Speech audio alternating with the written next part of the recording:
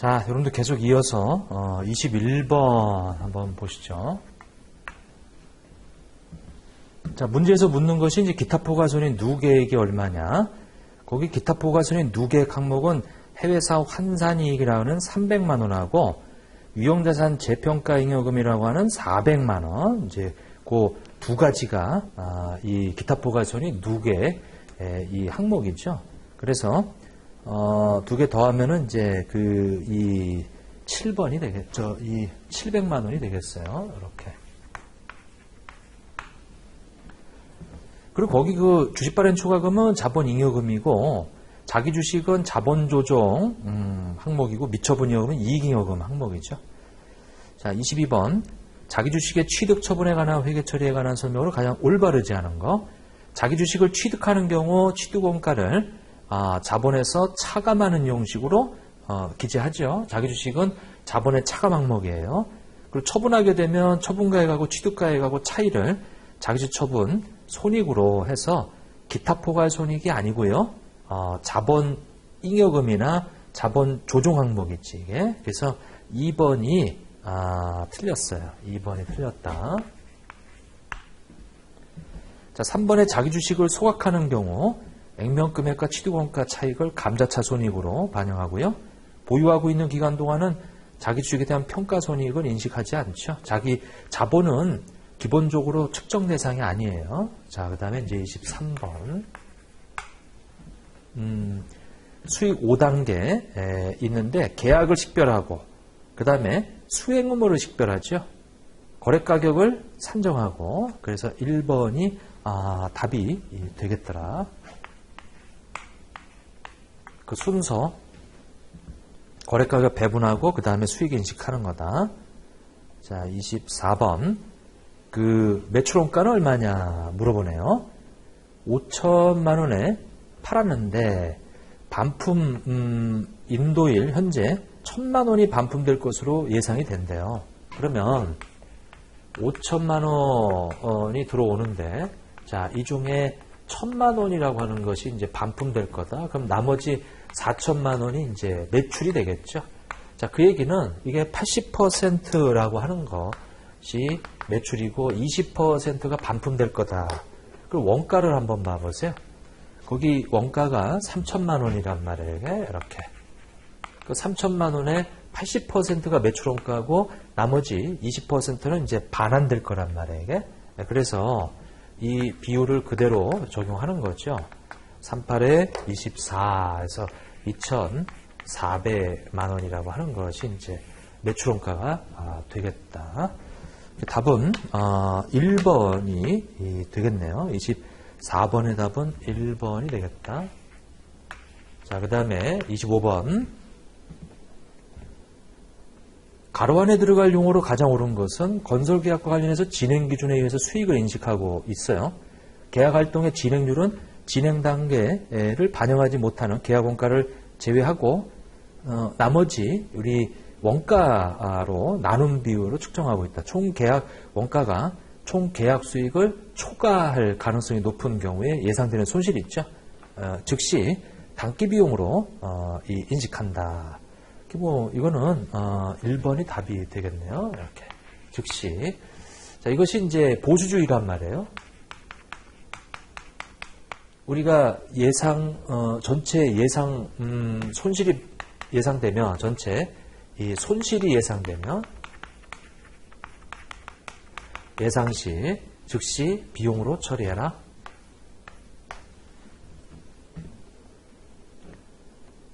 자, 26번인데 이 계약 금액 3천만 원 돼 있고요. 나머지 자료가 주어져 있는데 문제에서 그 미청구공사 계약자산 초과청구공사는 얼마인가 이렇게 물어보네요.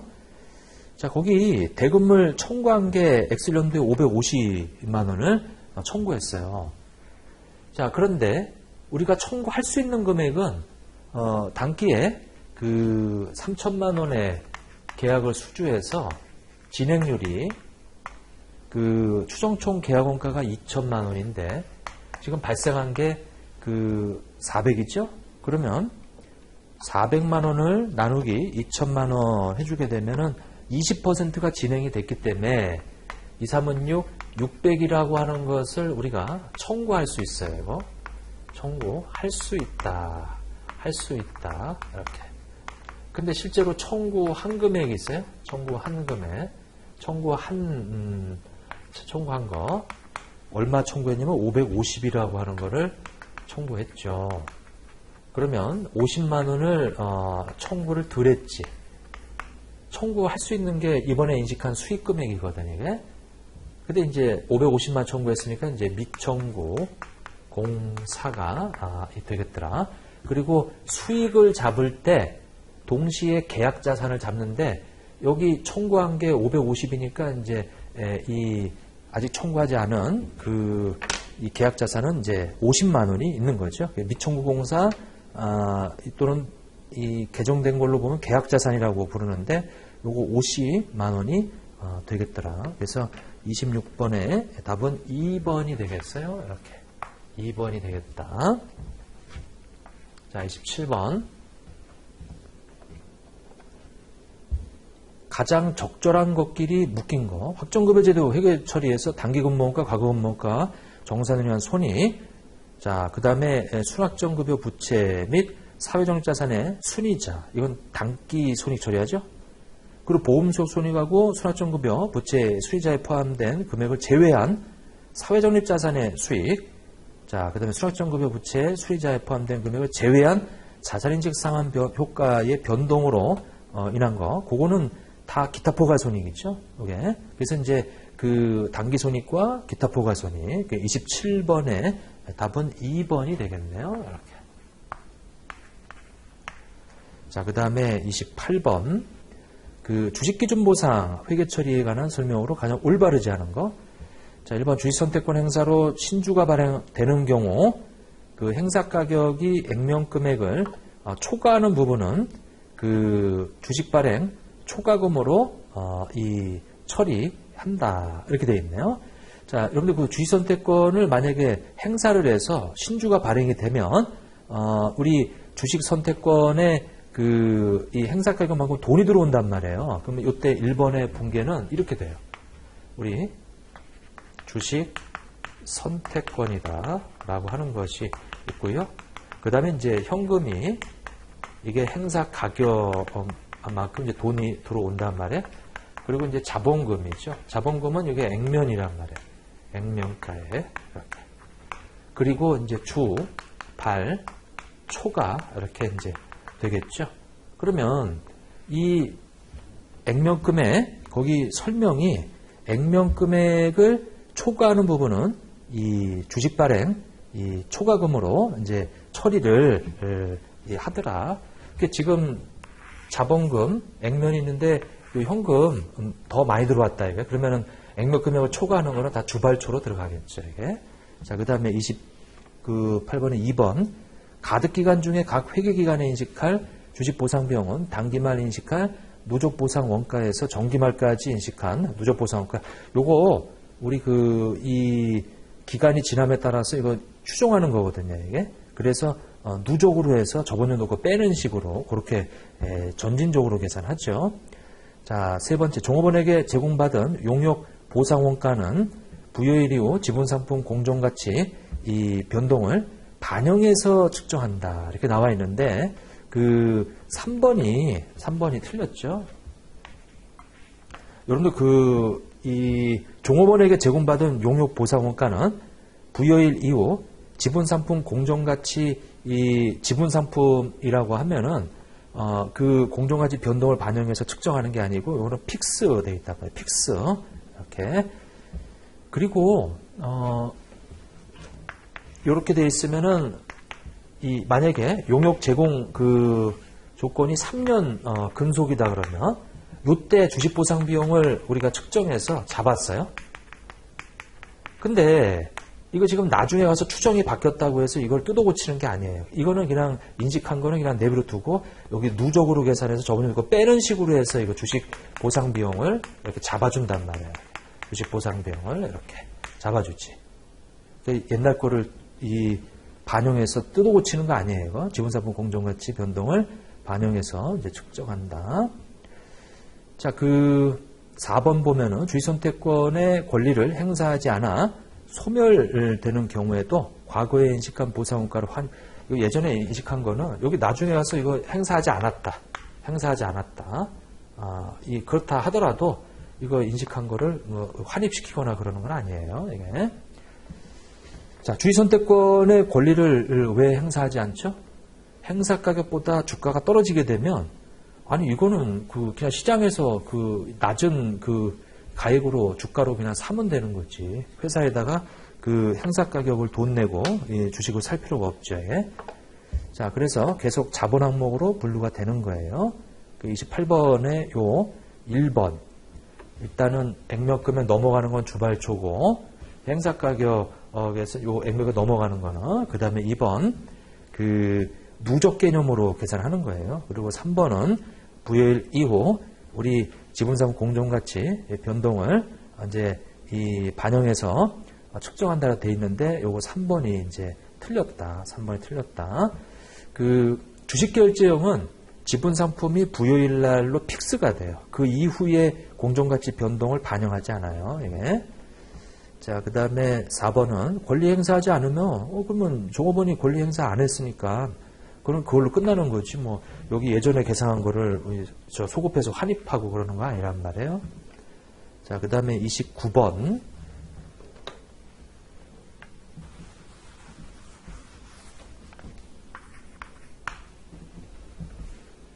법인세회계. 자, 법인세회계는 이제 이 수익비용 대응. 자, 수익비용 대응하고 이제 자산부채의 적절한 평가. 그게 이연법인세 회계의 취지죠. 이연법인세 회계 취지. 자, 그 다음에 차감할수록 차이는 나중에 가서 세금을 줄이는 이연법인세 자산을 발생시키고요. 이연법의 자산과 부채는 현재 가치 할인 안 하죠. 이게 3번이 틀렸다. 일시적 차이로 인해 법인세 비용과 단기법인세 차이가 발생하죠. 그러니까 이제 법인세 비용은 이번 연도 그리고 단기법인세가 뭐냐면은 이번 연도 낼 세금이란 말이에요. 근데 이번 연도 낼 세금이 아닌 게 이연법인세란 말이에요. 그러니까 이연이란 말은 미래로 넘긴다 이런 뜻이에요. 미래로. 그래서 그때 가서 세금을 더 내게 하는 이연법인세 부채가 있고 세금을 줄이게 하는 이연법인세 자산이 있는 거예요. 그 차이가 발생하죠. 3번에 현재가치 평가 안 해요. 이건 너무 쉬운 거죠. 이건 당연히 얘기했던 내용이니까 현재가치 계산을 안 한다라는 거. 그 다음에 이제 30번인데 그 밑에 보게 되면은 X1년도 법인세와 관련한 세무정사항은 다음과 같다. X0년 12월 31일 현재 이연법인세 자산과 이연법인세 부채의 잔액은 없었다. 자, 그리고 이 법인세 분산 단기손익 공제처 금융부채 입금 불산입하고 기타 법인세법과의 차이는 송금 불산입한대요. 그 법인세 비용은 얼마인가? 이거는 이제 순서만 좀 지켜주시면 되고요.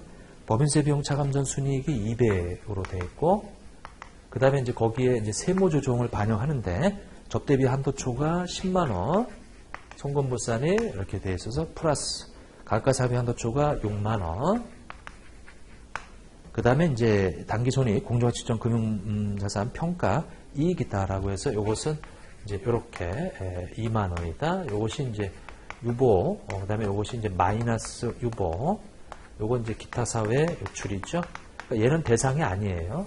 그리고 과세 소득은 이제 여기다가 이 가감을 하게 되면 214만 원 요렇게 되겠죠. 요게.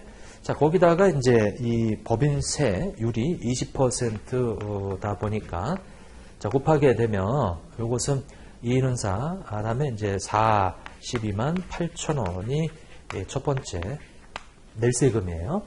자, 이제 두 번째는 이 기초가 없어요. 자, 세 번째는 요 두 가지가 이제 미래에 이제 마이너스 유보로, 그 다음에 요 유보는 이제 이 마이너스 유보는 유보로, 요거 두 개 가감하면 4만 원인데 4만 원이 이제 마이너스 유보로, 거기다가 이제 세율이 20% 바뀌지 않는다고 그랬죠. 그러면 4만 원에 그 8천 원만큼 이연법인세 자산이라고 하는 것이 이제 이렇게 증가 되더라. 네 번째가 요 자산이 이제 8,000원 증가되는 거예요. 자, 그러면 첫 번째 낼 세금이 이번 연도 낼 세금이 40만 8,000원이고 그 다음에 미래에 가서 세금을 줄여주는 이연법인세 자산이라고 하는 것이 그 8,000원이라고 하는 게 이렇게 증가가 돼요. 그럼 이제 다섯 번째 그 이 법인세 이 비용이라고 하는 것이 가감이 돼서 이것이 법인세 이제 비용이 되겠죠. 그럼 이제 40 이렇게 이 2만 원이라고 하는 것이 이제 그 되겠더라. 자, 그 30번의 답은 1번이 되고요. 요거는 순서만 지켜주면 돼요. 순서만 이연법인세 계산 문제나. 그 다음에 이제 31번이 되는데, 자, 회계 추정의 변경에 해당하지 않는 것은, 자, 대손상각률, 그 다음에 감가상각 방법, 내용론수, 이게 다 추정의 변경인데, 2번에 측정 기준의 변경. 자, 측정 기준의 변경은 회계 정책의 변경이에요. 그래서 재고자산 단가 결정 방법은 측정 기준의 변경이죠. 그래서 2번이 되겠다. 이건 측정 기준. 그러니까 측정 기준은 이제 재고자산 단가 결정인 이 선의선주법이라고 하는 것을 뭐 이 이동평균법으로 바꾼다라든지 이런 것이 측정 기준을 바꾸는 거예요. 자, 회계 정책의 변경이죠. 31번의 답은 이 2번이 되겠어요. 자, 32번. 자, 당기순이익은 1,000만 원이고 우선주 배당금은 100만 원이고 유통 보통 주익수가 18,000주 이렇게 쭉 나와 있는데 이것은 그 당기순이익이 1,000만 원. 자, 우선주 배당금이 100만 원. 그러면 보통주 배당금이라고 하는 것이 이제 900만 원이 되겠어요. 자, 거기다가 1월 1일 날 유통 보통 주수가 18,000주예요. 1월 1일 날 18,000주. 그 다음에 10월 1일 날 유상증가 통해서 보통주 8,000주가 이 발행됐어요. 10월 1일 날 이렇게. 자, 그러면 요거는 이제 12개월이고 요것은 3개월이네. 18,000주고요. 4. 그래서 2,000주가 되겠다. 그러면 이제 2만 주. 자, 나눠 이 주게 되면 우리 900만 원을 나누기 2만 주 450원. 자, 한 주당 순이익이 그 450원이 되겠네요. 4번이 답이네. 자, 그 다음에 33번을 한번 보게 되면, 자, 보통주 30%를 85만 원에 취득을 했어요. 자, 85만 원. 요게 이제 취득시죠. 취득시. 자, 취득시 85만 원 주고 샀는데 그 순자산 장부금의 공정가치 200만 원 동일해요. 그럼 326 이게 60만 원인데 요 차이 나는 요것이 영업권이죠. 자, 취득시의 분석은 일단 이렇게 25만 원이 영업권이다라는 거 이제 봤고요. 그 다음에 이 쭉 보게 되면은 당기순이 이외에 자본의 변동이 없다고 했으니까 거기 그 이익여금이 110에서 130이 됐다는 얘기는 20만 원만큼 당기순이익이 자 X 1년도에 우리 당기순이익 있죠? 20만 원. 20만 원에 30%면 6만 원이 될 거예요. 이렇게. 자, 그러면 우리가 처음에 취득 시점에서는 85만 원에 취득을 했죠. 85만 원에 취득을 했어요. 이렇게. 거기다가 6만 원을 더하게 되면 이제 91만 원이 되겠다.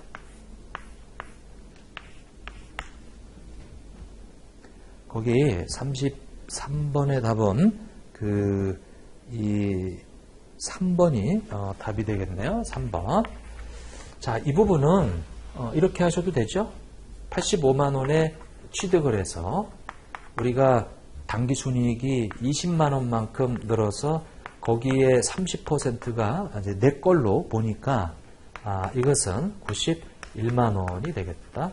물론 요거는 지분법 이익이에요. 지분법 이익으로 관계기업에서 당기순이익이 늘어서 거기에 30%가 내 거니까 요건 이제 취득원가고 이렇게. 자, 3번이 답이 되겠어요. 33번은. 자, 그 다음에 이제 34번을 한번 봐보세요.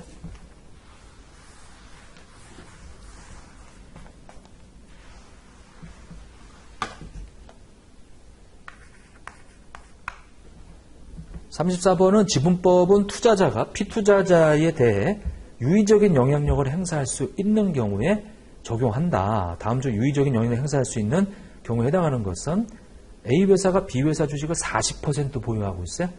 그러면 통상적으로는 유의적 영향력이 있는데 계약상 제한을 걸고 있어요. 의결권을 행사할 수 없다고. 그러면 못하는 거죠. 이게. 그러니까 이게 반증이 있는 거지. 자, A회사를 12개월 이내에 매각할 목적이에요. 그럼 이건 영향력 행사하려고 산 게 아니죠. 30% 취득에도 적극적인 매수 찾고 있으면 이거는 이 지분법 적용하면 안 되죠. 3번 A회사는 B회사 주식이 20% 보유하고 있으면 모두 우선주래요. 의결권이 없어요.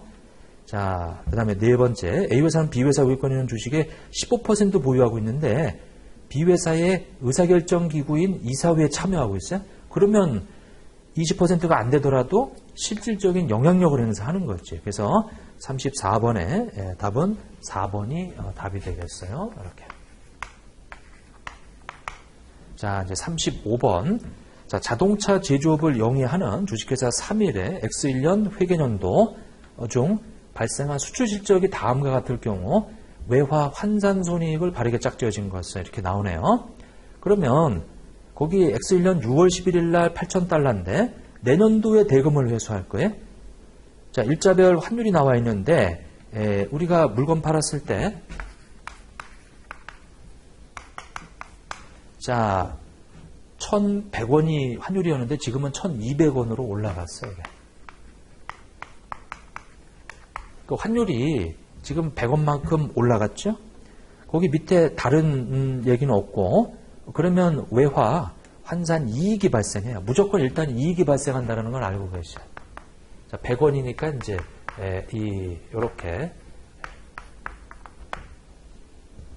80만 원 이익이 있다. 그 다음에 이제 이 매출 채권은 기말의 환율로 이렇게 바뀌어져 있겠죠. 그래서 960만 원이 이제 되겠더라. 그래서 거기 그 3번이 이제 답이 되겠네요. 자, 그 다음에 36번을 보면 우리 상품 2,000달러를 외상으로 매출하고 대금 후 9개월 후에 달러로 지급받기로 하였다. 자, 근데 우리는 이 환율 변동에 대해서 거기 2,000달러는 환율 변동 위험에 노출되어 있대요. 위험을 회피하기 위해서는. 그러면 2,000달러 외상으로 매출했는데 9개월 있다가 달러를 받을 거예요. 그러면 우리는 9개월 있다가 달러를 팔아버리는 통화선도. 자, 통화선도 이 매도 계약을 맺어야지.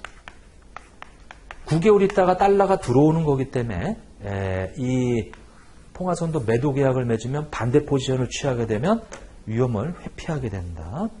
이렇게 약정된 환율로 9개월 후 2,000달러를 매도하는 통화선도 계약을 체결한다. 그래서 그 36번의 답은 1번이 되겠네요. 매도 계약. 이렇게. 자, 37번에 보게 되면 이제 리스인데 리스 채권을 계산한 것으로 가장 옳은 것은 자, 리스 회사가 3일 리스가 매년 말 거기 그 밑에 보시게 되면은 20만 원씩 받을 거예요. 그러면 3일 리스 입장에서는 미래 캐시플로우가 매년 말 20만 원씩 들어올 거예요.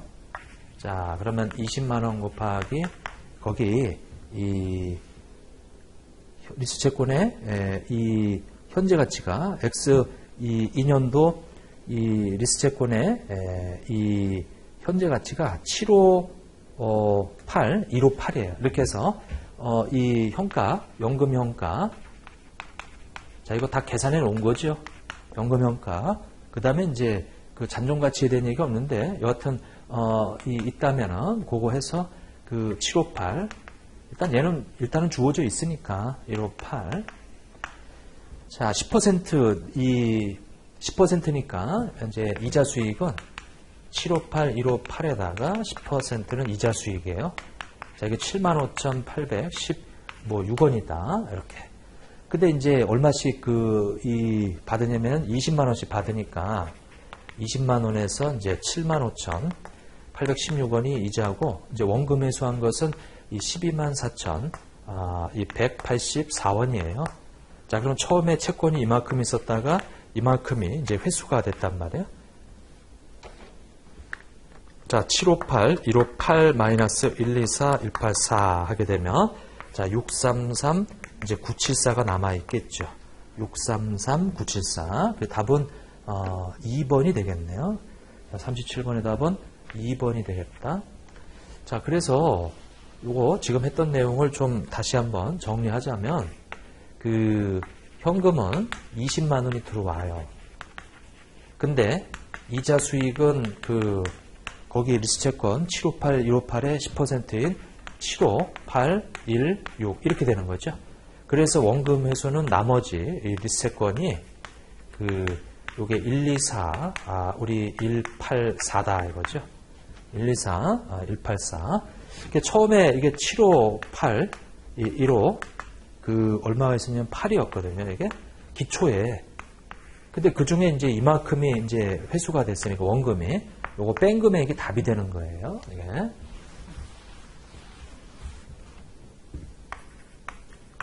자, 그 다음에 이제 38번을 한번 보면, 현금흐름표에 대한 설명을 가장 올바르지 않은 거. 자, 1번에 보면은 현금의 유입, 유출 내용을 적절하게 표시하는 보고서죠. 우리 캐시플로우 나타내주는 표예요. 자, 법인세로 인한 현금흐름은 영업활동, 투자활동에 명백히 관련되지 않나? 이거 틀렸네. 2번이 틀렸죠.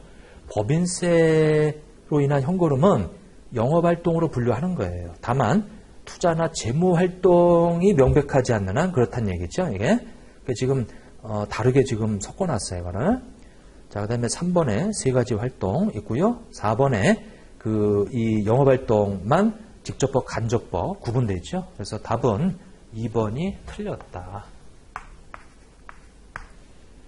자, 그 다음에 39번.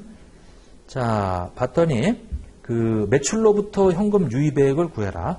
자, 일단은 이건 직접법으로 이제 구하는 건데, 손익계산서에 관련되어 있는 매출액이 지금 56만 원인데 플러스고요. 대손상각비가 550원인데 요거는 이제 마이너스. 이제 관련된 이 영업활동 관련된 우리 매출채권이 10,000원에서 20,000원으로 10,000원이 증가되는데 자산의 증가는 마이너스고, 대손총당금은 매출채권의 차감 계정으로 부채로 생각하시면 되고, 300에서 470이면은 170원이 증가됐어요. 우리 170원의 증가는 이렇게 플러스다. 자, 그러면 56만원, 마이너스 550원, 마이너스 만원, 플러스 170원이다 라고 하게 되면 이것이, 자, 39번에 549, 620이 3번이 답이네요. 3번이 답이다. 자, 그 다음에 이제 40번을 한번 보게 되면, 자, 이자 배당금의 수치 지급에 따른 현금흐름에 관한 설명으로 가장 올바르지 않은 거. 자, 1번 금융회사의 경우 이자 수입은 일반적으로 영업활동으로 분류하고요. 이자 지급, 이것도 영업활동으로 분류할 수 있고, 또 원래 이자 지급은 돈 빌려와서 주는 거니까 재무활동으로 또 분류할 수 있어요. 자, 배당금의 지급이라고 돼 있는데, 이거는 우리 주주가 출자해서 그래서 그 대가로 주는 거니까 자금 조달하는 것은 재무활동이란 말이에요. 3번이 틀렸네. 거기 투자활동이라고 돼 있잖아요. 이게 거기 4번에 나오는 게 배당금의 수입이 투자활동이지. 지금 1번 이자 수입 영업활동, 그리고 2번의 이자 지급도 영업활동 또는 재무활동. 그러니까 1번에 이자 수입은 금융회사는 주된 거니까 이 영업활동이고, 이자 수입은 돈 빌려주고 받는 거기 때문에 요거는 투자활동으로 분류할 수도 있어요. 다만 금융회사는 이게 주된 영업활동이니까 이제 영업활동으로 보는 거고, 그 배당금의 지급과 배당금의 수입은, 배당금의 지급은 재무활동이고 배당금의 수입은 투자활동이에요. 근데 다 영업활동으로 다 분류할 수 있어요. 이거. 그래서 40번의 답은 3번이 되겠더라. 자, 이제 그렇게 확인해 주시면 되겠죠. 자, 여기까지 재경관리사 이 재무회계 기출문제 좀 마치도록 하겠습니다.